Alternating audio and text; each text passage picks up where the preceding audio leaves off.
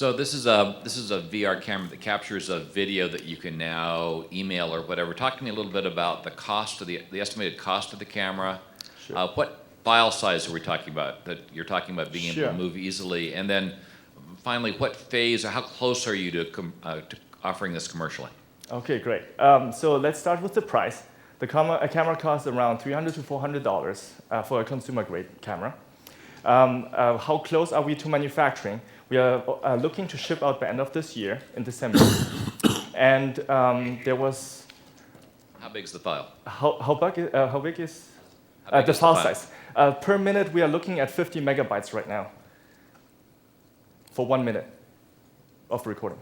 That's pretty good sized upload. Thank you. So you showed the competition slide. Obviously, it looks like this is a pretty competitive space. Why are you going to win? Is it because you're better or because you're cheaper?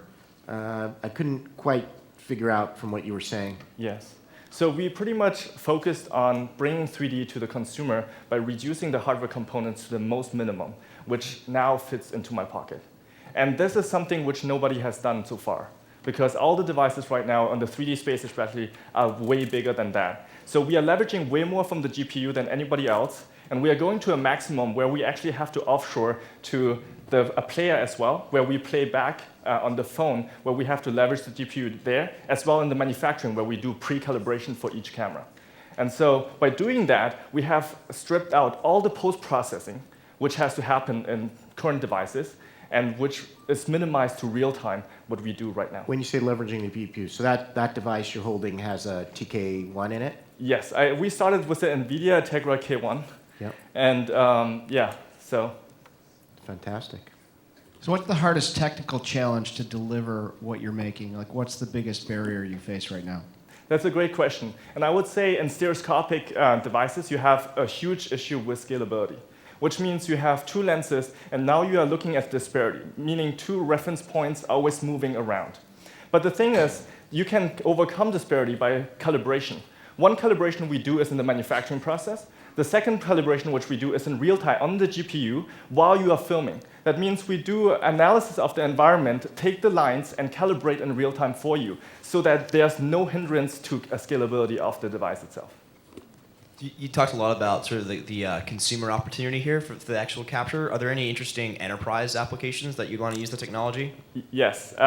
We have been exploring many different applications for it, and most of them are in the spatial place. Because through the 3D effect and spatial caption, what we have is we have a room awareness with peripheral as well as object distances. So that means if we can expand on the fact that we are processing the image processing on the device, and we are doing advanced processing where we can actually build in other components into whatever you capture, that becomes very interesting.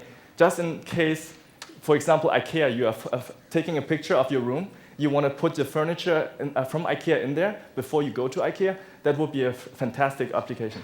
I absolutely agree. I have a lot of pictures going after the real estate application with this, but like anything beyond real estate? Beyond real estate, we also looked into training.